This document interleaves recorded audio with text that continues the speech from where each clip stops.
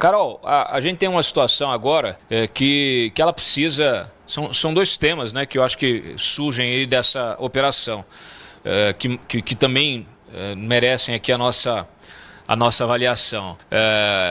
Uma é justamente essa questão da independência, da autonomia do Banco Central, como se o Banco Central pudesse ser intocável, né? E eu acho que o fato dessa investigação ter chegado nesses servidores, mostrado que não eram só servidores de baixo escalão, não, eram servidores de alto escalão, eram dirigentes dentro da estrutura do Banco Central. Inclusive o próprio Santana, ele era o chefe do departamento, que depois o Bellini assumiu, né, lá atrás, ainda no governo Dilma, mas depois ele ascendeu à diretoria de fiscalização, isso em 2017. Então, eram funcionários de alto rango. E olha só, quer dizer, quando a gente fala, não, tudo bem, o presidente é indicado politicamente, os principais diretores são indicados politicamente, tem mandato, etc e tal, pode, claro, ter algum tipo de influência política, mas a gente está falando daqueles que fazem parte do corpo institucional, do corpo técnico do Banco Central. São aqueles que justamente são acionados pela autoridade para cumprirem decisões, para poder abrir uma apuração em relação a um determinado agente do mercado. Quer dizer, quando você tem esse corpo técnico sendo corrompido, isso nos coloca um desafio enorme. A gente precisa rever, sim, eu acho. Eu quero saber a sua opinião. Você, como uma liberal, eu particularmente acho que a gente tem que investigar a fundo isso aí, porque você não pode permitir que uma autarquia de regime especial como é o Banco Central, com a responsabilidade que tem, com a independência que precisa demonstrar na prática, você não pode permitir que funcionários, inclusive, que ganham muito bem. Muito. Funcionários do Banco Central ganham muito bem. No teto. No teto do funcionalismo, fora todos os benefícios. Quer dizer, você não pode permitir que esses funcionários sejam corrompidos. Tudo uma questão de incentivos, né? Que corrupção vai existir no Brasil, a gente sabe. Em tese, e aí muito em tese, quando tem uma indicação política, é ainda pior, né? Principalmente vindo de um governo corrupto como é o governo do PT. Mas corrupção é um problema endêmico do Brasil há séculos e é muito difícil a gente resolver. Mas a gente resolve isso como? Sem a certeza da impunidade que eu falei aqui anteriormente. A questão não importa se você é servidor, não importa se você tem indicação política, quando você vê ali uma oportunidade de levar, porque obviamente essas pessoas não estão fazendo isso só porque estão indo para a Disney com Vorcaro, né? Ninguém ia colocar a carreira em risco sabendo, né, que é um banco que estava aí com já na iminência de quebrada, análises do Banco Central já vinham mostrando isso, então ninguém vai colocar a carreira em risco se não tiver um interesse maior, né, só salvar o amigo que foi com você ver o Mickey. Então, de novo, os incentivos, eles precisam existir, se não for por bem, eles têm que ser por mal. Significa o seguinte, se você roubar, você vai preso. Se tiver qualquer indício aqui, você vai perder seu cargo, você vai responder um processo, o processo é sério, você vai ser investigado, não vai simplesmente aparecer amanhã no jornal o seu nome, muito provavelmente você vai ter uma mancha na sua carreira, mas vai ficar por isso mesmo. O problema é que isso não acontece no Brasil.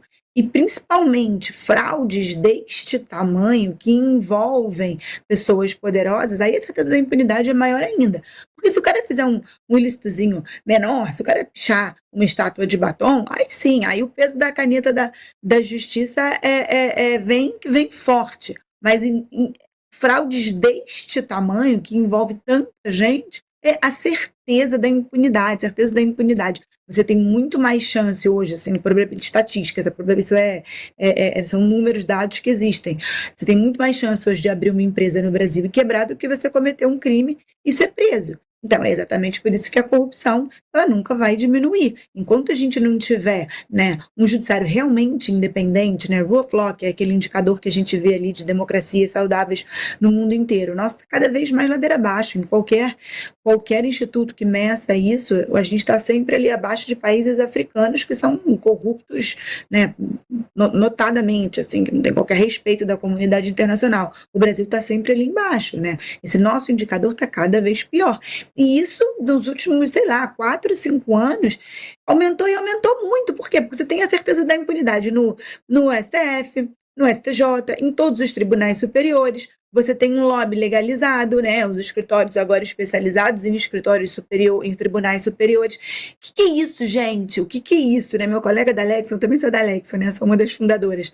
Meu colega da Lexon me ajuda a entender, porque isso é um debate que a gente tem. O que o sujeito estuda na faculdade? Será que tem uma cadeira nova que não tinha na minha época? Você aprendia processo civil, processo penal, né? Direito tributário. Agora tem uma cadeira especial, processo civil dos tribunais superiores, processo penal dos tribunais superiores, porque eu não estou conseguindo entender o que são, né? O que é esse título, né? Esse rótulo que vem ali no site de alguns escritórios especializados em tribunais superiores. Você é especializado em lobby, amigão. É isso que você está fazendo. Você está cobrando 129 milhões de reais para ter um contrato porque o seu marido é ministro do STF, e assim como vários outros ministros que têm parentes. Então, quando a gente enxerga isso, qual é o incentivo que um funcionário, seja de carreira, seja concursado, seja indicado no Banco Central, qual é o incentivo que ele tem para ficar só lá com o belíssimo salário dele no teto e mais os penduricalhos e não ter qualquer tipo de contratos aí, no mínimo, escusos ali com quem quer que seja, com a instituição financeira que seja. Isso é uma pergunta você quer que o Adriano responda? Não, isso é uma afirmação, não tem, esses incentivos não existem. Ok, a Júlia queria comentar. Eu concordo totalmente com a Carol, tem muito a ver o comportamento das pessoas, tem a ver com os incentivos, e ela está corretíssima. Agora, eu quero fazer um adendo. Tem gente que é corrupta, tá? E há pessoas que são honestas. Há pessoas que são honestas e permanecem honestas a despeito de todas as tentações que cheguem para elas, assim como há pessoas que têm uma natureza corruptível e que têm preço. É claro que se a pessoa ela tem um salário bom, ela tem, como a Carol colocou muito bem, ela tem um incentivo para não ser tão vulnerável às tentações, digamos assim. Se ela tem um emprego que é estável, que não depende da aprovação do chefe, que muitas vezes é um cargo político, ela tem também um incentivo para permanecer ali seguindo a lei. Então, são dois elementos importantes, né? Agora, nada substitui o caráter da pessoa, né? E aí é que a gente entra na questão da dimensão cultural. Por que o nosso país vive tantos escândalos de corrupções profundos como a gente comenta aqui diariamente? Porque, infelizmente, a gente já banalizou, muitas vezes a gente acha normal, mas também, Cláudio, o que eu sinto, o que eu vejo que falta é muito de uma educação ali dentro de casa. É do pai e da mãe ensinarem os filhos a terem uma conduta correta na vida. São os valores, em relação a todas as áreas. Seja a criancinha ali na escola que segue as regras, que obedece, respeita a professora, seja no ambiente de trabalho em que há honestidade e cordialidade, no relacionamento amoroso em que as pessoas não se traem, não são infiéis e por aí vai. O grande problema do Brasil é que a gente banalizou a mentira, a gente banalizou essa cultura de ser esperto. E enquanto isso for muito banalizado, infelizmente serão repetidos os casos de corrupção. Agora, quando a gente começar a martelar nessa tecla de que o certo é certo, o errado é errado, e você não acende uma vela para Deus e para o capeta ao mesmo tempo, na vida a gente tem que fazer escolhas, aí sim a gente começa a ter uma transformação no nosso país. Por mais que sejam bem pensados os incentivos, como a Carol colocou muito bem, ainda haverá muito espaço para a ação de quem não tem moral, de quem não tem caráter, de quem não aprendeu o que é certo dentro de casa. Nada substitui a base familiar nesse sentido. Muito bem. Olha aqui, ó, deixa eu primeiro agradecer, o pessoal está fazendo superchat aqui, é sempre bom vocês ajudarem a gente financeiramente na nossa operação, até porque é isso, a gente não tem Banco Master, não tem Itaú, não tem BTG, não tem nada. A gente tem a academia, a nossa academia política, que a gente entrega conhecimento para vocês. Ontem nós tivemos a 4ª aula, está lá disponível para quem quiser assinar. As 4 aulas, todas as aulas estarão disponíveis para quem quiser assinar na hora que puder assinar. Mas eu digo para vocês, vale a pena. Ontem foi uma conversa incrível sobre sistema de votação. E eu digo para vocês, até eu aprendi. Porque os nossos 2 convidados, eles deram uma aula. Quem foram? E eu sei, não vou dizer. Oh, que isso, Cláudio? Não vou dizer. Por quê? Porque só vai saber quem assinar a Sociedade Paralela. Por isso que a Sociedade Paralela, por isso que são encontros exclusivos. São encontros exclusivos.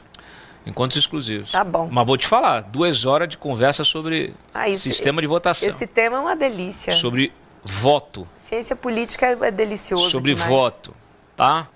E não adianta o petista ficar assanhado, não, porque a gente faz um debate qualificado. Então não tem... vou dizer, estão querendo, atacando as urnas eletrônicas. Não tem ninguém atacando urna eletrônica. Na verdade, a gente fez muita coisa, descortinou muita coisa. Mas a gente foi no ponto de vista conceitual também, teórico. Aliás, tem uma lei muito boa que foi aprovada, inclusive ali no finalzinho do mandato da Carol Detoni na CCJ, a lei que trata de mudanças importantes no processo de votação, e está parada. Se a oposição realmente tiver um norte, vai começar a bater naquilo que importa, porque, na minha opinião, estão perdidos. Estão perdidos, estão brigando entre si. Eu fiz até um tweet mal criado ontem. Botei lá, parem de brigar, seu bando de corno.